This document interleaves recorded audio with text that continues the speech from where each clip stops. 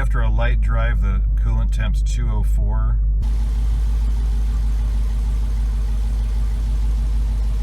What you have to watch out for is the coolant running down the timing cover casting and then under the belt system. For this job, I like an old towel, 1 gallon Ziploc bag, some high quality clean release masking tape, and a trash bag. Also a new thermostat that you can look under here and see if you've got a genuine Moto Rad and not some knockoff. Don't forget your fender covers in the front of your car, and I like to put a few thicknesses of tape on here. There's actually 3 right on the lip, just so that the sharp edge of either the clamp or the housing doesn't end up scratching up your painted finish here. I also like having extra towels nearby. You never know what you're going to need them for. I've taken the towel, folded it in half, and stuffed it all the way up underneath the thermostat housing, and it protects all of the engine and the belt system as well. Now I've put the trash bag in as though it's a very narrow slot-shaped trash can, taped to the back of this tape and dropping all the way down and up behind the thermostat housing on top of the towel. This is going to be in addition to our bag, which we'll use to actually catch the coolant. This is just our protection system. If we get coolant in the belt system, it's very difficult to get out. Be sure to check your sockets. My 13mm actually was a little sloppy on there, but the 1/2 inch is perfect.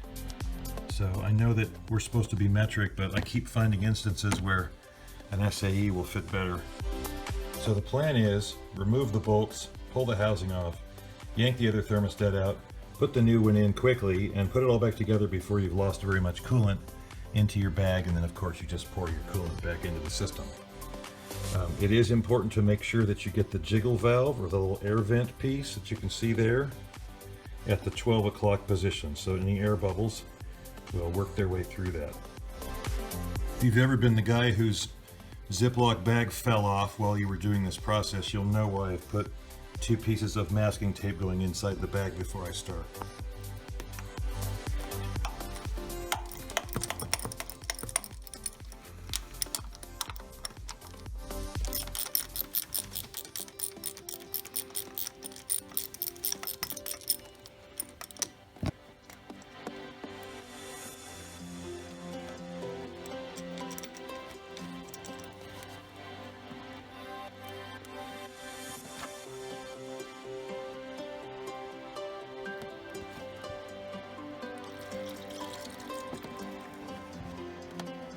Okay, we got our coolant out.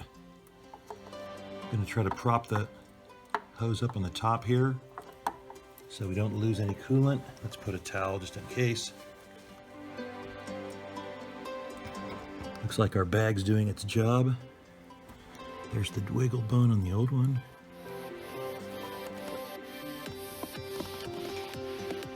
My factory thermostat's really in there, so I'm just going to give it a little, there we go, a little help with the screwdriver.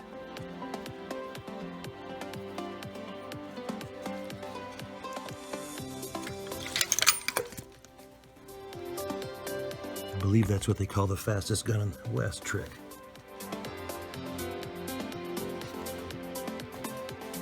Just going to verify that my dog bone's up at the top like it's supposed to be.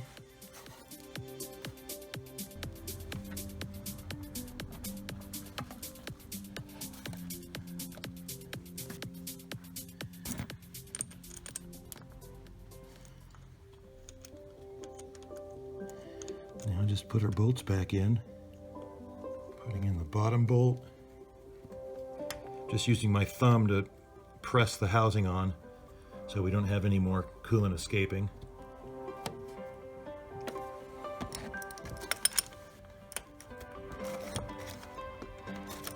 Now we'll snug them up. Okay, snugging the top one up a little bit. There's only 2, so making sure I'm working them evenly.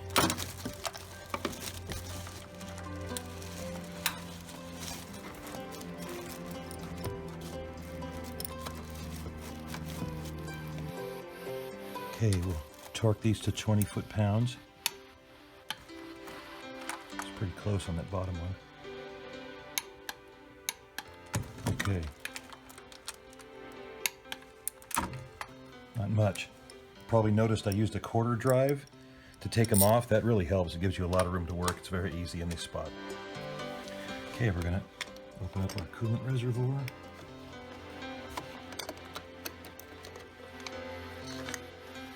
Throw a funnel in there. Now we're gonna go after our bag.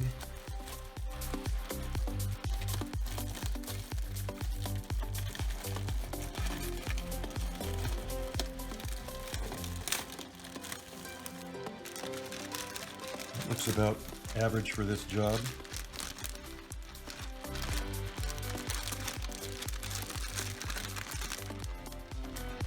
We'll just send that back to the system.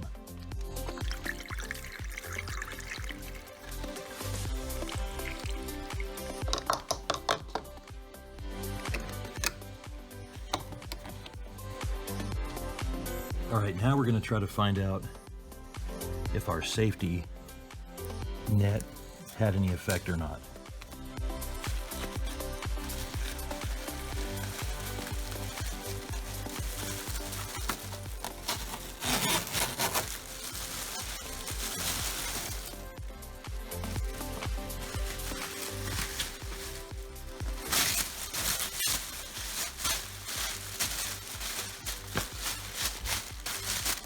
Okay, there's coolant in here, not a lot, but there's a little bit. So that would have ended up somewhere down there. Now let's check the towel.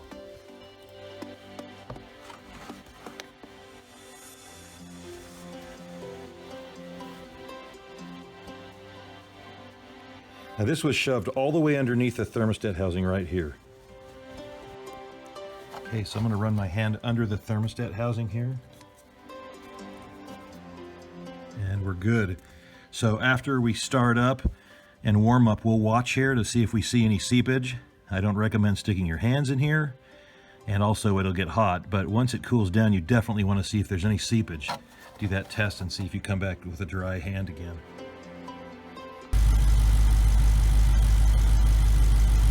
We've got HP Tuners Pro on here, and we're just watching it warm up, and we just passed 180, so we're at 183 idling now, so we'll see what how the cooling system stabilizes.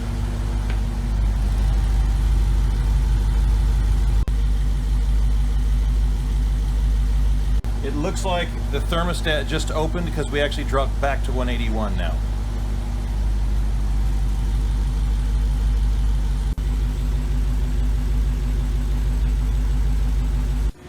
I have the race cool down for my 19, so I'm letting it run and then we'll check for leaks. This engine is hot. It did run cool down, but it's still pretty hot. But you can gingerly take your hand and just run along the casting line under the thermostat housing. Just touch it very lightly and make sure you come back with a dry finger. You're good. No leak.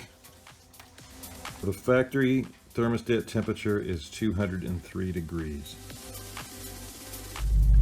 So the car's holding 185 like a rock now. So we didn't have any leaks. We're all done.